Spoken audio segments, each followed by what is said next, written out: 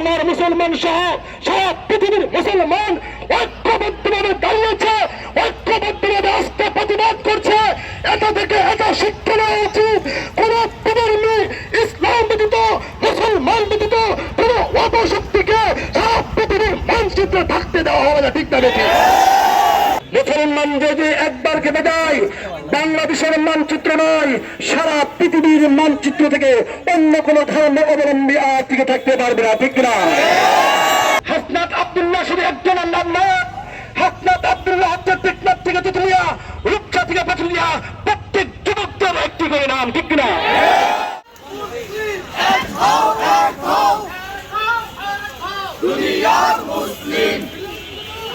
ফিলিস্তিন ফিলিস্তিন জিন্দাবাদ জিন্দাবাদ। বিশ্ব মুসলিম ঐক্য ধরো, ফিলিস্তিন স্বাধীন করো। আমি মৃত্যু শয্যা নয়, শাহাদাতের বিছানায় শয্যা পেতেছি। যারা সত্যের পথে থাকে তারা কখনো মৃত্যুবরণ করে না।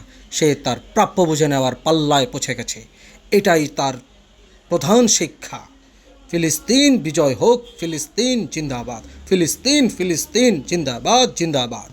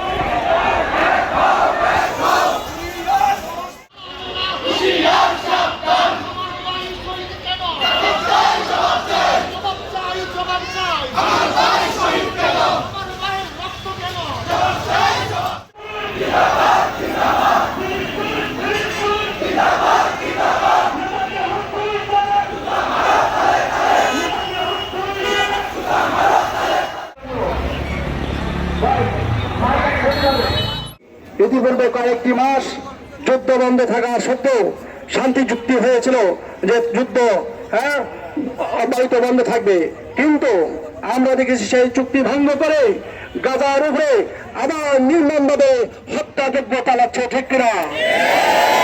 আমরা এই তীব্র নিন্দা প্রতিবাদের জন্য আজকে এই বিক্ষোভ প্রতিবেশ সমাবেশ করতেছি। এই জন্য আমরা এই প্রতিবাদ সমাবেশ থেকে আমরা যুক্তরাষ্ট্র জাতিসংঘকে জানাই দিতে চাই, মুসলমান যদি একবার খেপে যায়, মুসলমান যদি একবার খেপে যায়, বাংলাদেশের মানচিত্র নয়, সারা পৃথিবীর মানচিত্র থেকে অন্য কোন ধর্ম অবলম্বী আর টিকে থাকতে পারবে না। ঠিক না? তোমরা দেখেছ বদর যুদ্ধের মধ্যে 313 জন সাহাবী আর হাজার হাজার লক্ষ লক্ষ কাফের মুশরিকরা সশস্ত্র পানি বাহিনী নিয়ে তারপরে তারা 313 জন অস্ত্র ছাড়া সাহাবীদের সাথে পারে নাই। ঠিক কিনা? এই জন্য আমি বলবো, মুসলমানকে না খেপিয়ে তোমরা যুদ্ধ বন্ধ করে দাও। নিরহ মুসলমানদের উপরে যে আক্রমণ করতেছে এটা বন্ধ করে দাও। আমরা জাতিসংঘের কাছে বলবো, আপনারা এত মানবাধিকার বলেন যে এখন মানবাধিকার কোথায় গেছে? ঠিক কিনা বলেন? এই জন্য আজকের সমাবেশ থেকে আমরা সর্বভাবে আমরা মুসলমানদের সহযোগিতায় প্রস্তুত থাকবো তো ইনশাআল্লাহ। সম্মানিত উপস্থিতি, এই পর্যায়ে আপনাদের সামনে সংক্ষিপ্ত বক্তব্য বলে কোনো বাদ নাই। ঠিক তেমনি ভাবে মুসলমান জাতি নিশ্চুপ রয়েছে। রমজান মাস ইবাদতের মাস, তাসবিহ তাহলিল পড়বে, নামাজ পড়বে, রোজা রাখবে। ঠিক না বেঠিক?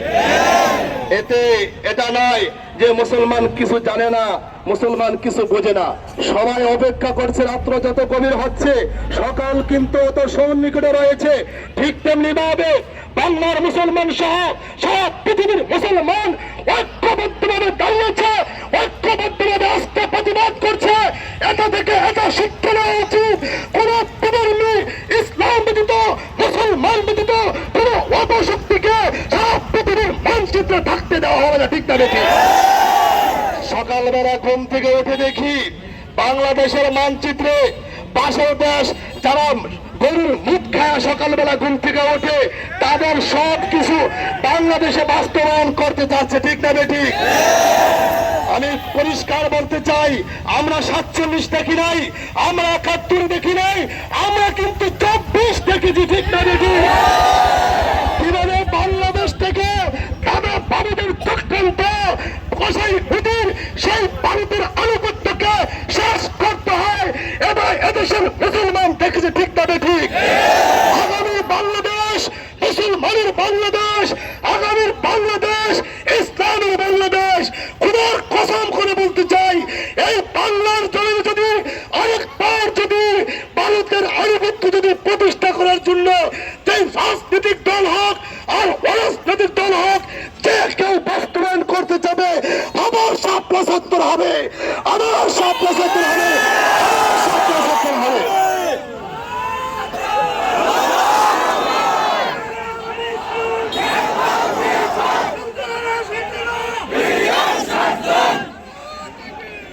সংগ্রামী সাথী ও বন্ধুগণ, আমরা দেখেছি বাংলার জমিনে ৫৪ বছর পর্যন্ত আমরা দেখেছি যারা ইনসাফ প্রতিষ্ঠিত করার লোক। কিন্তু আমি বলতে চাই, হাসনাত আব্দুল্লাহ শুধু একজনের নাম না, হাসনাত আব্দুল্লাহ হচ্ছে টেকনাফ থেকে তেতুলিয়া, রূপসা থেকে পাতুলিয়া, প্রত্যেক যুবকদের একটি করে নাম, ঠিক কিনা? এখান থেকে আমি বলতে চাই, শুধু বাংলাদেশ না, ভারতের ষড়যন্ত্র যদি হাসনাত আব্দুল্লাহ এবং সার্জিদ আলমকে গুম করে নির্যাতন করার চেষ্টা করে, বাংলাদেশের সমস্ত যুবকরা এক থেকে নেমে আসবে, ঠিক কিনা? কেন বললাম এই কথা? খুব গোপন সূত্রে হাসনাত আব্দুল্লাহ পোস্ট দিয়েছে তার ফেসবুক আইডিতে যে আমাকে কিনে নেওয়ার জন্য, আবার ফ্যাসিবাদ সরকারকে পুনরায় পুনর্বাসন করার জন্য আমাকে করার জন্য ক্যান্টনমেন্টে ডাক দিয়েছে। আমি ধিক্কার জানাই বাংলাদেশের 18 লক্ষ মানুষ, 18 কোটি মানুষ যেই আর্মি সেনাবাহিনীর উপরে আস্থা রাখে, যেখানে আর্মিদের উপরে সরকার মোতায়েন করার জন্য বাংলাদেশের কোটি মানুষ হা করে তাকিয়ে থাকে, সেই ক্যান্টনমেন্টে কিভাবে এরকম ষড়যন্ত্র হতে পারে, ঠিক কিনা? এই জন্য আমি সেনাবাহিনীদের কর্মকর্তাদেরকে বলবো, কারা এটার সাথে জড়িত তাদেরকে অতিলম্বনে আপনি গ্রেপ্তার করুন, ঠিক কিনা? এবং চাই যে এখন বর্তমান যারা 7 স্টার আমাদের ইতিপূর্বে দখল করতে চেয়েছিল, তারা কিন্তু মুক্ত বাতাসে ঘুরতেছে, ঠিক কিনা? আমাদেরকে যদি কোনো ইঙ্গিত দেয় যে 7 স্টার 24 ঘন্টার মধ্যে আমরা দখল করবো, 24 ঘন্টা না, আমি বলবো সূর্য উদিত হওয়ার আগেই 7 স্টার দখল করা সম্ভব হয়ে যাবে, ঠিক কিনা? তখন কোথায় যাবেন? এই জন্য আমি বলবো যে আপনারা আমাদের মুসলমানদের উপরে নির্যাতন করবেন না, আমরা সঙ্গে সঙ্গে সেটার প্রতিবাদ জানাবো, ঠিক কিনা? এবং সারা পৃথিবীর পানি যদি পোকা করা হয়ে যায়, এক বিন্দু পানি যদি না থাকে, তবে আমরা কৃষ্ণ অবস্থায় শাহাদাত বরণ করবো, তারপরেও পোকা করা পেপসি আমরা পান করবো না, ঠিক কিনা? সংগ্রামী সাথী ও বন্ধুগণ, আমরা তোমাদের ডানে বামে সামনে পিছনে থেকে তোমাদের সহযোগিতা করতাম। আমাদের বর্তমান মাননীয় উপদেষ্টা, আপনি একজন আন্তর্জাতিক ব্যক্তি, আমরা জানি। আপনি ফিলিস্তিনদের বিষয়ে আন্তর্জাতিক পর্যায়ে একটা ভূমিকা রাখবেন, রমজান মাসে যুদ্ধ বন্ধ করে দিবেন। যদি এই রমজান মাসে আবার যুদ্ধ নামে মুসলমানদের উপরে জুলুম করা হয়, হামলা করা হয়, তাহলে আন্তর্জাতিক ভাবে যে সিদ্ধান্ত হবে, আমরা বিপরীত ঘোষণায় নামতে প্রস্তুত আছি ইনশাআল্লাহ। অনেক হয়েছে, আমার ভাই বোনদের পাশে থাকতে হলে ইসরায়েলি কোনো পণ্য আমরা ব্যবহার করবো না ইনশাআল্লাহ। আজকে থেকে ইসরায়েলের সমস্ত পণ্য বয়কট করা হবে। পার্শ্ববর্তী মুশরিকের বাচ্চা মোদি মুশরিকের বাচ্চা মুশরিক যদি মুসলমানদের উপর আমার অত্যাচার করে, আমার দেশকে মানচিত্র নিয়ে যদি করে ষড়যন্ত্র করো, তাহলে তোমার মানচিত্র আমরা ঠিক রাখবো না, মানচিত্র দখল করে দিব। সাবধান হয়ে যায় মুশরিকের বাচ্চা